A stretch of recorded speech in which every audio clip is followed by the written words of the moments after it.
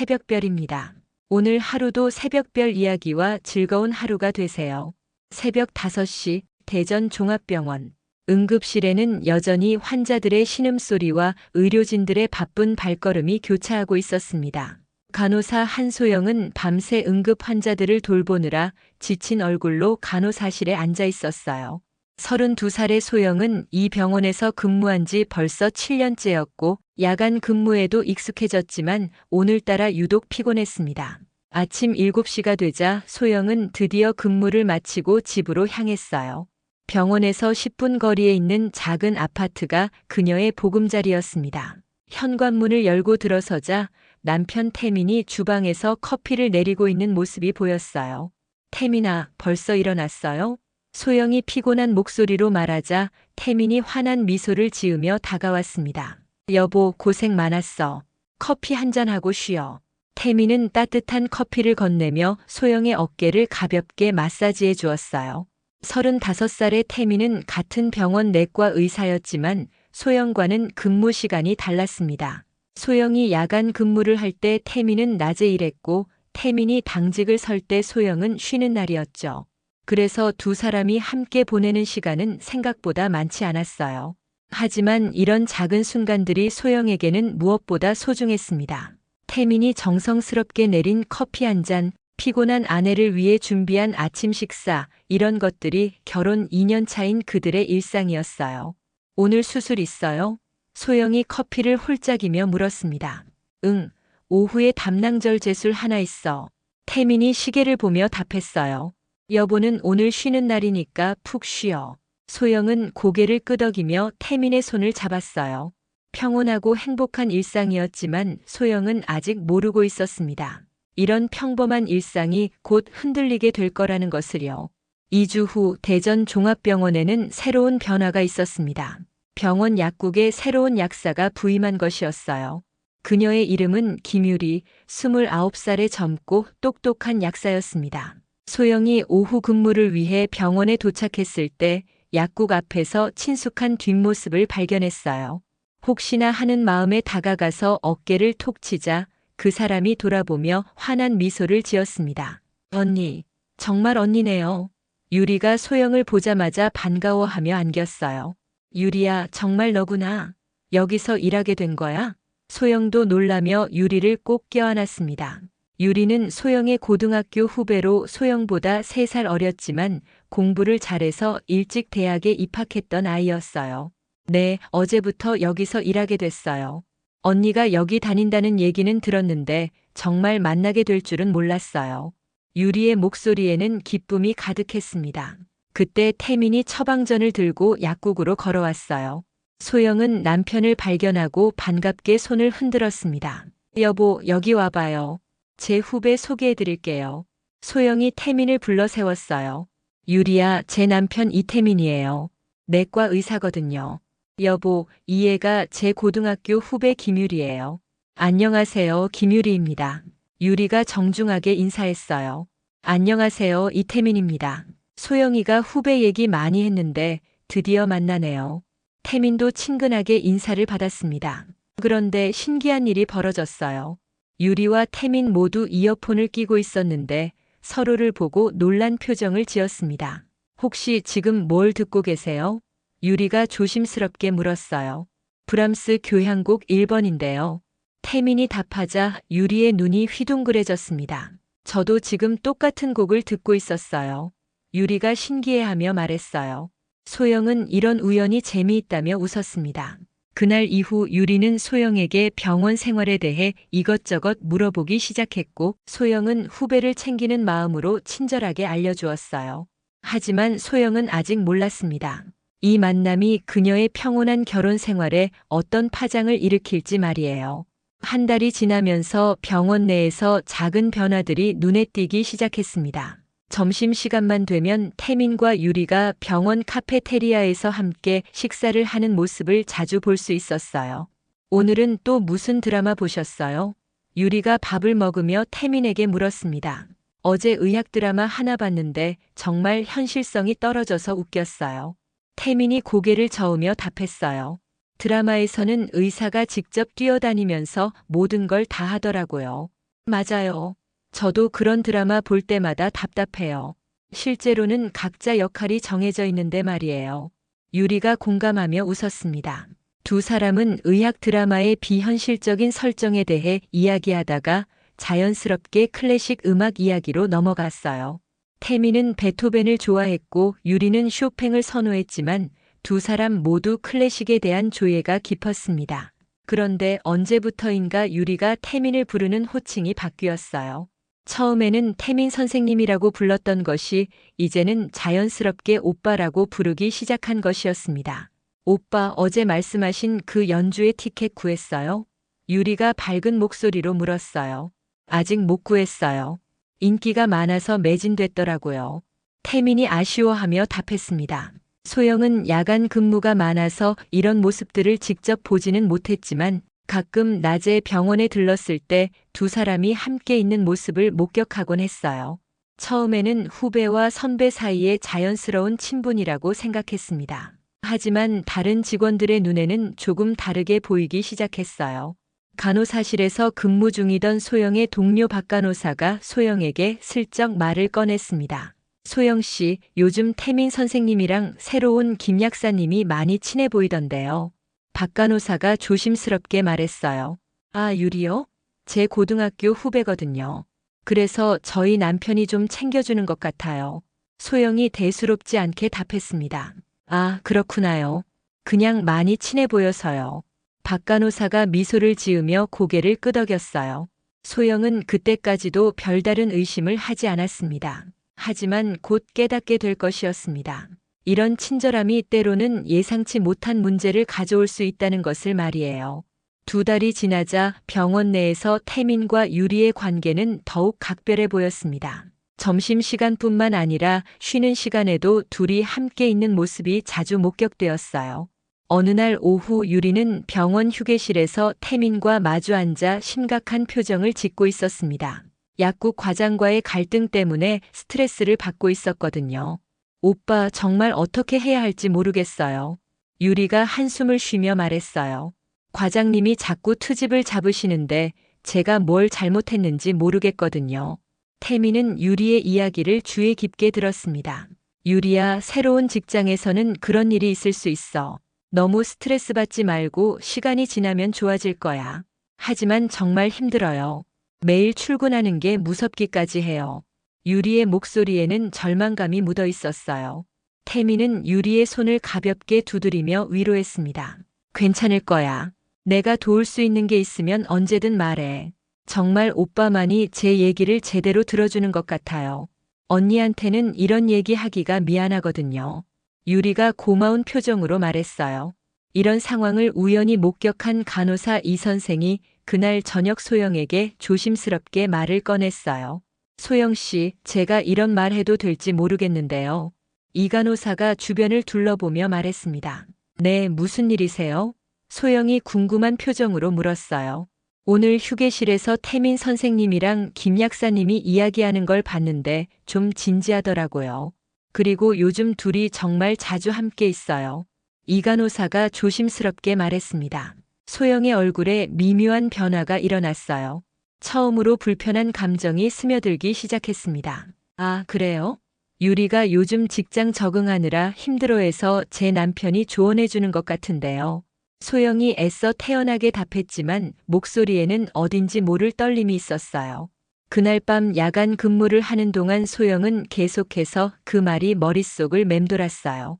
남편과 유리가 자주 함께 있다는 것, 유리가 자신보다 태민에게 먼저 고민을 털어놓는다는 것, 이런 사실들이 소영의 마음에 작은 가시처럼 박혔습니다. 새벽에 집에 돌아온 소영은 잠들어 있는 태민을 바라보았어요. 정말 아무것도 아닌 걸까요? 아니면 제가 예민하게 반응하는 걸까요? 소영은 이런 감정을 느끼는 자신이 속 좁은 사람인 것 같아서 더욱 괴로웠어요. 하지만 이런 불편함은 시작에 불과했습니다. 3월 25일 의사의 날이 다가왔습니다.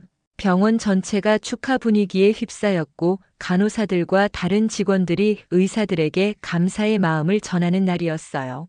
소영은 남편을 위해 특별한 저녁 식사를 준비하고 있었습니다. 태민이 좋아하는 갈비찜과 나물들을 정성스럽게 만들었어요. 결혼 기념일도 아니고 생일도 아니지만 의사인 남편을 위한 작은 축하였습니다. 그런데 그날 오후 병원 약국에서는 다른 일이 벌어지고 있었어요. 유리가 정성스럽게 포장된 선물 상자를 들고 태민을 찾아왔습니다. 오빠, 잠깐 시간 있으세요? 유리가 태민의 진료실 문을 두드렸어요. 응, 들어와. 태민이 진료 차트를 정리하며 대답했습니다. 유리는 조심스럽게 선물 상자를 태민 앞에 놓았어요. 의사의 날이니까 작은 선물을 준비했어요. 태민이 상자를 열자 그 안에는 고급스러운 에르메스 넥타이가 들어 있었습니다. 가격이 만만치 않은 명품이었어요. 그리고 작은 편지도 함께 있었습니다. 유리야, 이거 너무 비싼 거 아니야? 태민이 당황하며 말했어요. 괜찮아요. 항상 저를 챙겨주시니까 감사한 마음을 표현하고 싶었어요. 편지도 읽어보세요. 유리가 수줍게 말했습니다. 편지에는 감사 인사가 적혀 있었어요. 태민은 편지를 읽으며 복잡한 기분이었어요. 고마운 마음은 있었지만 이런 선물을 받는 것이 적절한지 확신이 서지 않았습니다. 결국 태민은 선물을 받을 수밖에 없었어요. 거절하기에는 유리의 순수한 마음이 느껴졌고 괜히 상처를 주고 싶지 않았거든요. 그날 저녁 태민이 집에 돌아왔을 때는 이미 소영이 준비한 저녁 식사가 차려져 있었습니다. 여보, 고생 많았어요. 의사의 날 축하해요. 소영이 환하게 웃으며 맞아주었어요. 고마워, 여보. 이렇게까지 준비해줘서. 태민이 소영을 안으며 말했습니다. 저녁을 먹으면서 두 사람은 즐거운 대화를 나눴어요. 하지만 태민은 유리의 선물에 대해서는 말하지 않았습니다. 괜히 소영이 오해할까봐 걱정되었거든요. 다음 날 아침 소영이 태민의 옷장을 정리하다가 새로운 넥타이를 발견했어요. 명품 브랜드의 고급스러운 넥타이였습니다. 여보, 이 넥타이 어디서 난 거예요? 소영이 넥타이를 들고 태민에게 물었어요. 태민은 잠시 망설였습니다. 거짓말을 하고 싶지는 않았지만 솔직히 말하기도 조심스러웠어요. 아, 그거? 유리가 의사의 날이라고 선물해 준 거야. 태민이 최대한 자연스럽게 말했습니다. 소영의 표정이 미묘하게 변했어요. 유리가요? 이런 비싼 선물을요? 응, 나도 좀 부담스러웠는데 거절하기가 그래서. 태민이 애써 태연하게 답했습니다. 소영은 더 이상 묻지 않았어요. 하지만 마음 한구석에서는 불편한 감정이 커져갔습니다. 후배가 선배에게 감사 표시로 선물하는 것과 이렇게 비싼 명품을 선물하는 것 사이에는 분명한 차이가 있다고 생각했거든요. 그날부터 소영은 유리를 보는 시선이 달라졌습니다. 그리고 곧 더 큰 사건이 벌어질 것이었어요. 의사의 날이 지나고 일주일 후 병원에서는 부산에서 열리는 의학회 참가자를 모집하고 있었습니다. 태민은 평소 학회 활동에 관심이 많아서 참가 신청을 했어요. 여보, 다음 주에 부산 학회 참석하게 됐어요. 이틀 정도 갔다 올 것 같아요. 태민이 소영에게 말했습니다. 그래요? 좋은 기회네요. 새로운 지식도 얻고 오세요. 소영이 응원하며 답했어요. 저는 그때 야간 근무라 못 따라가겠네요. 괜찮아요. 학회 참석하는 거니까 혼자 가는 게 좋을 것 같아요. 태민이 미소를 지었습니다. 그런데 며칠 후 소영은 놀라운 사실을 알게 되었어요. 약사회에서도 같은 기간에 부산에서 세미나를 연다는 것이었습니다. 그리고 유리도 그 세미나에 참석한다는 거였죠. 언니, 저도 다음 주에 부산 가게 됐어요. 약사 보수 교육 세미나가 있거든요. 유리가 소영에게 말했어요. 그래요? 태민이도 같은 날에 부산 학회 간다고 하던데. 소영이 대답했습니다. 정말요? 그럼 우연히 만날 수도 있겠네요. 유리가 밝게 웃었어요. 소영은 이상한 느낌을 받았지만 별다른 말을 하지 않았어요. 정말 우연의 일치일 수도 있다고 생각했거든요. 부산 출장 날이 되었습니다. 태민은 아침 일찍 KTX를 타고 부산으로 떠났어요. 소영은 그날 밤 야간 근무였기 때문에 남편을 배웅해주지 못했습니다. 저녁 9시경 소영이 간호사실에서 근무하고 있을 때 태민에게 전화를 걸었어요. 여보, 부산 잘 도착했어요? 소영이 물었습니다. 응, 잘 도착했어. 호텔에서 쉬고 있어. 태민의 목소리가 들렸어요. 학회는 어땠어요? 소영이 계속 물었습니다. 좋았어. 내일도 세션이 있어서 일찍 자려고. 태민이 답했습니다. 그런데 그때 전화기 너머로 여자 목소리가 들렸어요. 오빠, 이 식당 정말 맛있어요. 분명히 유리의 목소리였습니다. 소영의 심장이 순간 멈춘 것 같았어요. 여보, 지금 누구랑 같이 있어요? 소영이 떨리는 목소리로 물었습니다. 아, 유리. 우연히 호텔 레스토랑에서 만났어. 같이 저녁 먹고 있어. 태민이 당황하며 답했어요. 우연이요? 소영의 목소리에는 의심이 담겨 있었습니다. 응, 정말 우연이야. 같은 호텔에 묵고 있더라고. 태민이 해명했지만 소영에게는 설득력이 부족했어요. 전화를 끊은 후 소영은 한동안 멍하니 앉아 있었습니다. 정말 우연일까요? 아니면 처음부터 계획된 일이었을까요? 소영의 머릿속에는 온갖 의심들이 소용돌이치기 시작했어요. 다음 날 태민이 부산에서 돌아왔을 때 소영은 일부러 그 일에 대해 묻지 않았습니다. 하지만 마음속 깊은 곳에서는 불신의 씨앗이 자라고 있었어요. 출장에서 돌아온 지 이틀 후인 밤 11시 소영은 응급실에서의 힘든 야간 근무를 마치고 집으로 향했습니다. 오늘은 특히 중환자가 많이 실려와서 정신없는 하루였어요. 몸도 마음도 지친 상태로 현관문을 열고 들어섰습니다. 그런데 현관에서부터 이상한 기운이 느껴졌어요. 평소 같으면 조용했을 거실에서 대화 소리와 웃음소리가 들려왔거든요.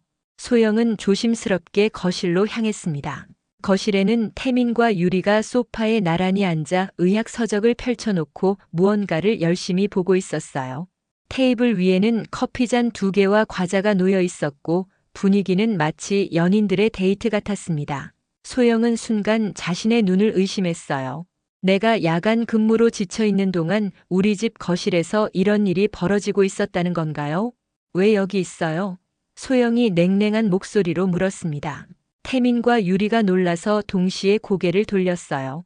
유리의 얼굴에는 당황스러운 표정이 역력했습니다. 아, 언니 오셨어요? 유리가 어색하게 웃으며 말했어요. 오빠가 약사 국가고시 공부 도움을 주시고 있어서요. 언니라고 부르지 마세요. 그리고 남의 남편을 오빠라고 부르는 것도 적절하지 않은 것 같은데요.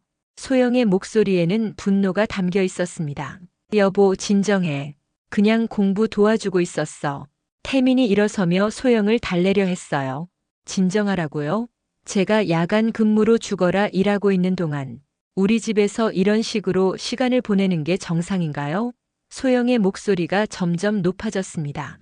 유리가 급히 일어서며 말했어요. 언니, 오해하지 마세요.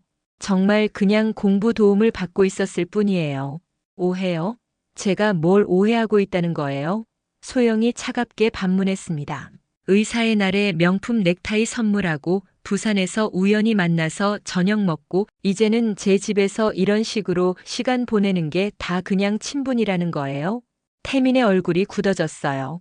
소영이 자신과 유리의 모든 행동을 알고 있었다는 사실에 놀랐거든요. 선을 넘은 것 같은데요. 남의 남편한테 이러는 게 맞나요? 소영이 유리를 향해 날카롭게 말했습니다. 유리는 눈물을 글썽이며 가방을 챙겼어요. 언니, 정말 오해해요. 저는 그런 마음이 아니었어요. 그럼 어떤 마음이었는데요? 29살 성인이 남의 남편에게 이렇게 행동하는 게 어떤 마음이었다는 거예요? 소영의 목소리에는 억눌렸던 모든 감정이 터져나오고 있었습니다. 유리가 급히 집을 나간 후 거실에는 무거운 침묵이 흘렀어요. 태민과 소영은 서로를 바라보며 말을 잇지 못했습니다. 여보. 태민이 조심스럽게 입을 열었어요. 지금은 아무 말도 하지 마세요. 소영이 등을 돌리며 침실로 향했습니다. 그날 밤 두 사람은 등을 돌리고 잠들었어요. 결혼 후 처음으로 이런 일이 벌어진 것이었습니다. 일주일이 지났지만 소영과 태민 사이의 냉기는 쉽게 가시지 않았습니다.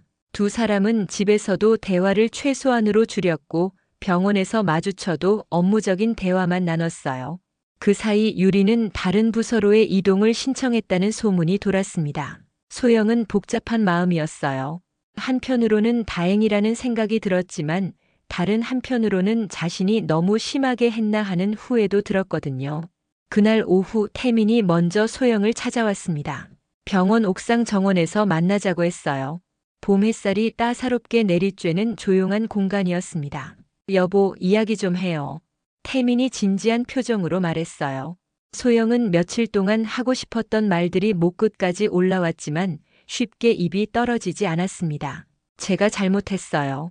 태민이 먼저 입을 열었습니다. 유리와의 관계에서 선을 지키지 못했던 것 같아요. 당신이 불편해할 만했어요. 소영의 눈에 눈물이 고였어요. 그동안 참아왔던 감정들이 한꺼번에 밀려왔거든요. 저도 잘못한 게 있어요. 소영이 떨리는 목소리로 말했습니다. 야간 근무 때문에 여보랑 시간을 많이 못 보냈잖아요.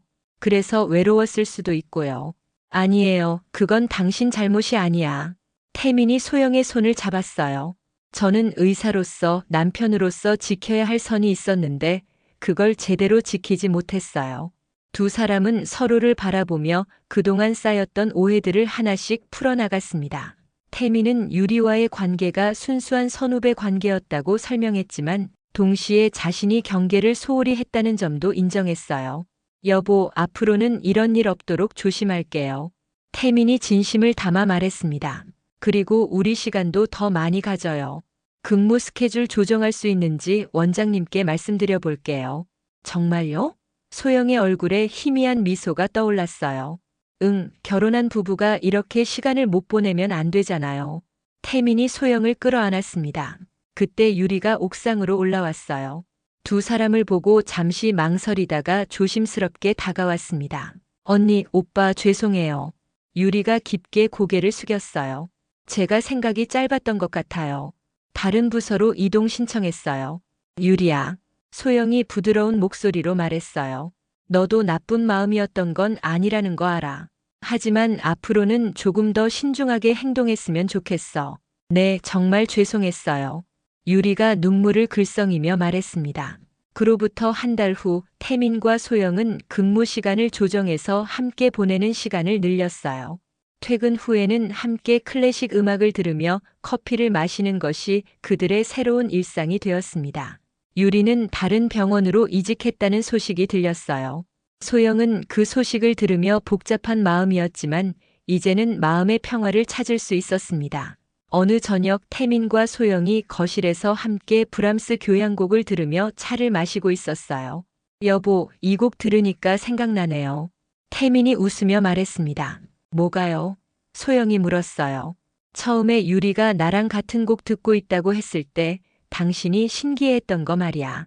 태민이 소영의 손을 잡았습니다. 이제는 우리 둘만의 곡이에요. 소영이 환하게 웃으며 말했어요. 창밖으로는 봄이 완연히 자리 잡고 있었고 두 사람의 관계도 시련을 겪은 후 더욱 단단해진 것 같았습니다. 때로는 이런 시련이 부부 관계를 더욱 깊게 만들어주는 법이니까요. 내용이 좋았다면 구독과 좋아요 부탁드립니다.